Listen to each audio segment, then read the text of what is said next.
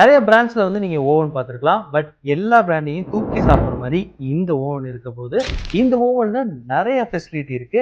And அதுலயும் ரொம்ப முக்கியமான ஃபெசிலிட்டி அப்படின்னு பார்த்தோம்னா, தனியா ஒரு ஏர் ஃப்ரையர் வாங்கி அதில் சமைக்கணும்னு அவசியமே கிடையாது.